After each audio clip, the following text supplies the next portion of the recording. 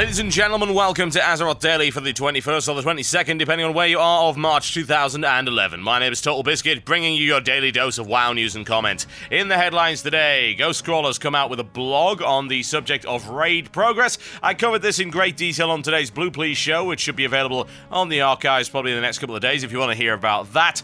Awful lot of information in there about how they want to pace the progress and how progress actually works in relation to people staying in the game and hopefully enjoying themselves and not burning out. It's a good read. Admittedly, I don't agree with most of it, but it's still a good read, so go and check it out. Link, as always, in the description below this video. MMO Champion has uncovered the fact that they are releasing a large number of dungeon maps, i.e. for everything in TBC, for some inexplicable reason. This is coming out, and there's a couple here you can see actually in the background. There's a couple of maps of Karazhan, and it also reveals that Karazhan technically has 17 floors, which is fairly impressive. And that's what I call a real man's dungeon, ladies and gentlemen. All of those new maps should be available in patch 4.1, including a map for Barren Hold, just in case you get lost.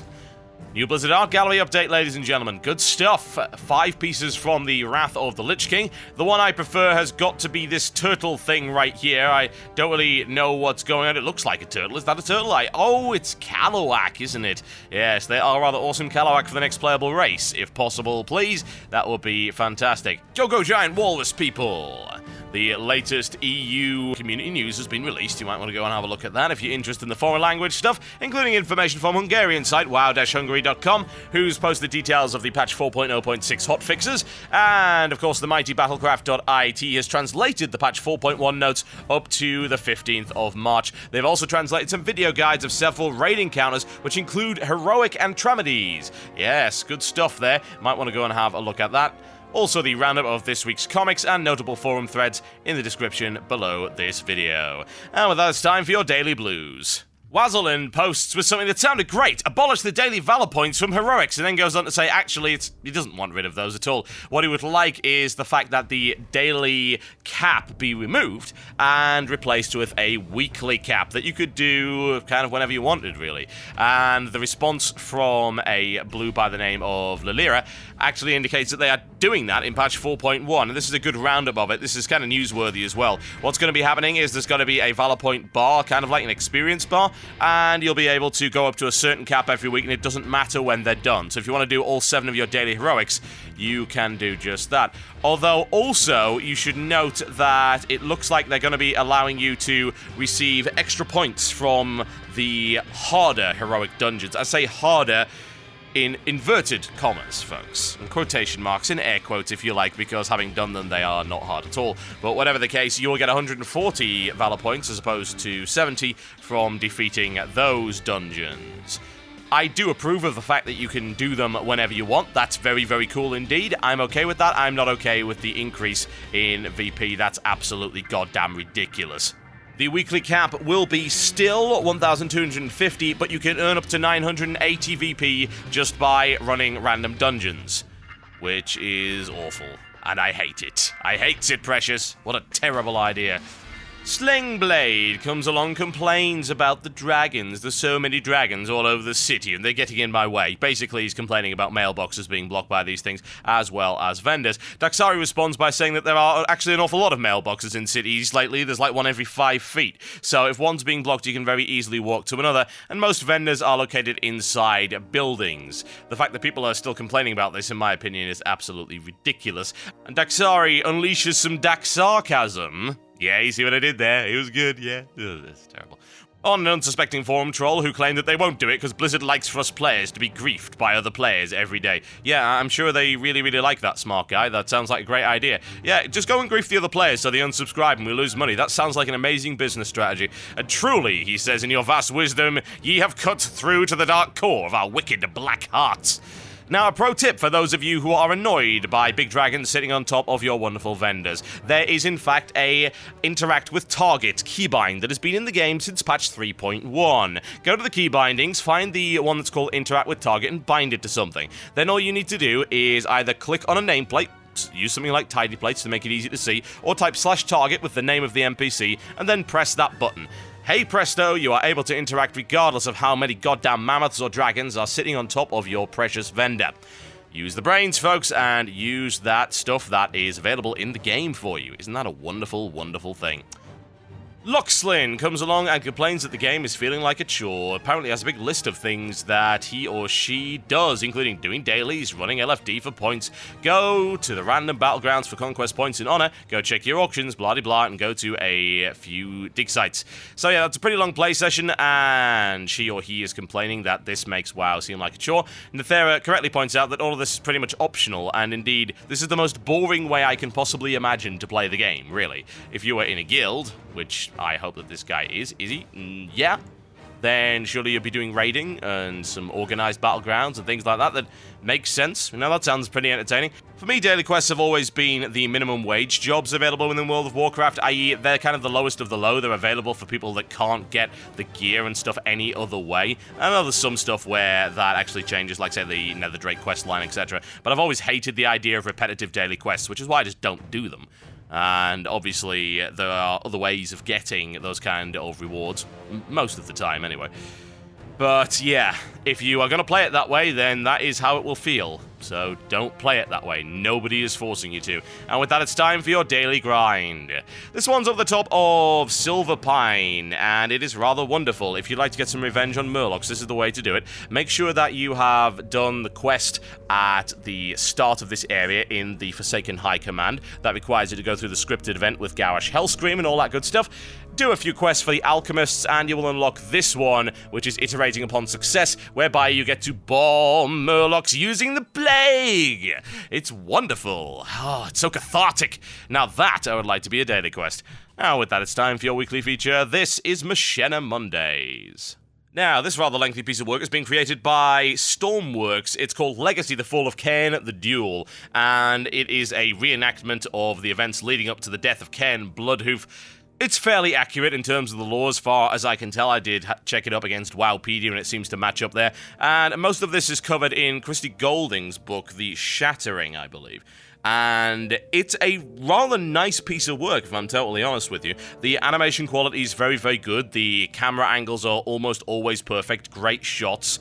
Good lighting used, minimal special effects. I like the fact that they didn't go overboard with it. Obviously, it's pretty much all model viewed, but you can barely tell in some places, which I'm very impressed with. They also got a lot of the combat right. There are some areas where the combat slips up and looks very stilted, but most of it actually looks really, really good indeed. The voice acting, for the most part, is very high quality, although there are some areas whereby it is blatantly, obviously, not up to the standard of the rest of it. Like, one of the female voice actresses particularly sounds like she's on a Logitech headset or something like that. Not a reasonable microphone at all, and also the delivery was all off on that one. But again, for the most part, extremely good, and for a project like this, that is very impressive indeed. The storytelling is good, the use of music is good, they used music from WoW, and of course Lord of the Rings in there as well. So I would heartily recommend that anyone interested in the lore behind that goes and watches this fairly faithful and certainly competent retelling, and as a result of that, I'm happy to give it 4 trolls out of 5. You can go check out the full video in the link in the description below this particular video, and it is 16 minutes long, so please do go and watch the whole thing. You've only seen just a tiny little bit of it in the background right there. Now, with that, it's time for yet another weekly feature, folks. We'll double it up since we didn't get anything out on Friday due to the dizziness and illness that I've been suffering. I don't know what the hell's going on here. Might be some inner ear infection. Whatever the case, I can bring to you the postcards from Azeroth. Yes, this is what you want, folks. This is what you need. This is, I don't know why this is my most popular feature by the looks of it, but hey, people seem to like the interactivity, and I am not going to take that away from them. So, we have some entries to this one, and I wanted you to show me a holiday destination within World of Warcraft and provide an explanation along with it. So, we've got various amusing parodies that came in. Very happy with the results of this one. I have quite a few to show you, so let's get started. Sounds like a plan. This one comes in from Marlin, who says, looking for a retreat to call your own? Hoping it's nice and warm with lots of pretty decor. Willing to become a mole person and live under a city that's under a mountain? Well, if so, you've looked in the right place, my friend, because Old Ironforge is just right for you. Time on this exclusive offer is limited, and space for rent is too. An upcoming patch will make Old Ironforge just another run-of-the-mill slum for the scum of Azeroth. So come on in, the lava's fine. I am not entirely convinced by that pitch, I have to say. This one comes in from Maker Manastorm, who says, come one, come all, to this incredible once-in-a-lifetime vacation location, to the Rift Between Worlds. Created by an evil dragon, bent on the destruction of all life on Azeroth, this spatial rift holds stunning views, possible treasures, and all the solitude you and your special someone need from the rest of the player base. Hurry, place your reservation now! This is a limited time offer. Ask your travel agent about our special Honeymooners special. Seems like the Department of Redundancy department right there, but there you go, it works. This one comes in from Redland Bogdan, who says, "Welcome aboard the USS Halibut. Watch your step. Walk carefully on the secured ramp that will take you to our ship, but try to dodge the cannonballs. You know our Chef Cookie is kind of anxious that we will leave on a cruise. This boat is secured 100%. We even have wheels for it if we crash in an island. Have fun." Again, I don't view that, if I'm totally honest, as a trustworthy holiday destination. This one comes in from Adrian, who says, "Aggie Tyler's Mountain Retreat. Feeling tired after 3 months of 10 or 25-man raiding? Need some alone time away from friends and guildies? Then come to Aggie Tyler's Mountain Retreat. Located just a couple of minutes away from Stormwind, the secluded mountain retreat offers that desired peace and privacy at our mountain cottage and on the local lakeside. For those of you looking to relax, we offer a peaceful, pristine environment, still untouched by the hectic Stormwind urban living, or Deathwing's fiery breath for that perfect quiet holiday getaway, or that get back to the nature vacation. For those of you that want to remain active, you can enjoy hiking, fishing, swimming, or mountaintop parachute jumping. A.G. Tyler's Mountain Retreat, the best way to unwind after a day of adventure." This one comes in from Anton, who says, "A wonderful, wonderful day on a perfectly safe beach of Kezan with minimal danger, explosions, and polluted water. Could you ask for anything more?" Well, I can think of a few things. Like a Geiger counter. This one comes in from James Dobson, who says, "Feeling a little burnt out from the daily grind, recently fired and just want to escape the mortal coil? Come visit Ram Kahen. Our Deathwing Bonanza offers a newly roasted feast of charred Tolvir ribs.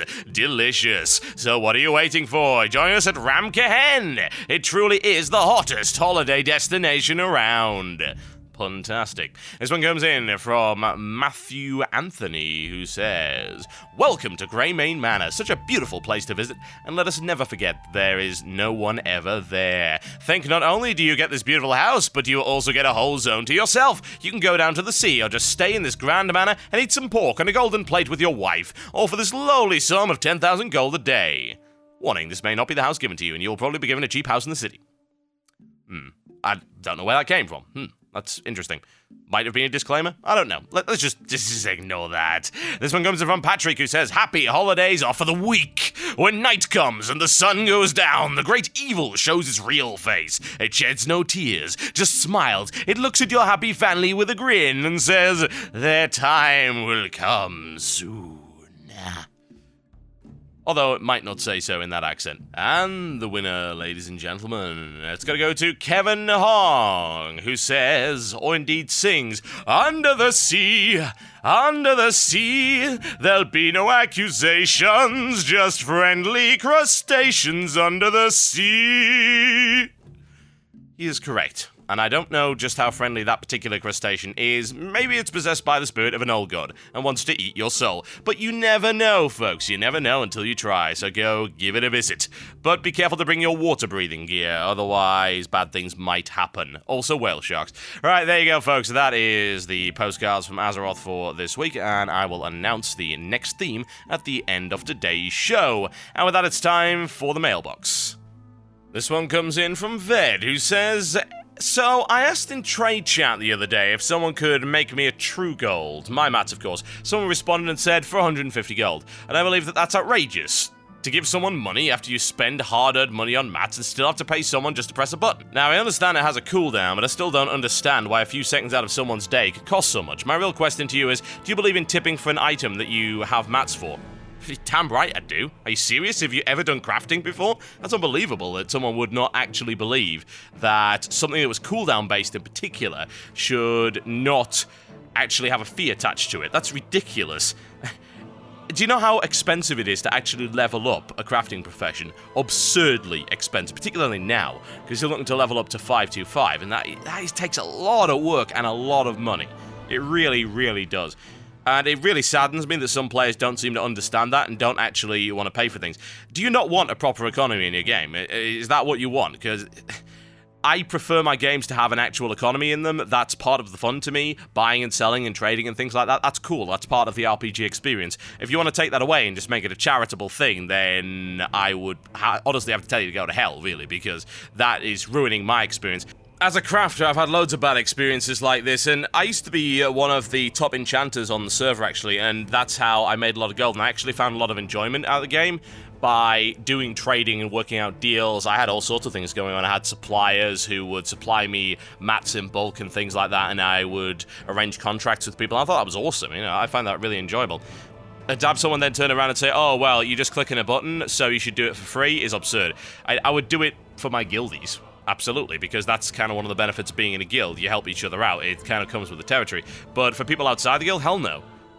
I mean, how much did it cost me to get that? I can't even remember. A lot of gold, let me put it that way, an awful lot of gold, not only to get all of the recipes that I needed, but also to get up to max level. Do you believe that should be done for free? I don't, because that's dumb. I'm sorry, this is a capitalist game, we're not in a goddamn socialist game, and regardless of my political leanings, I will happily say that I will act like a goddamn capitalist in this game because that's how it was designed to work.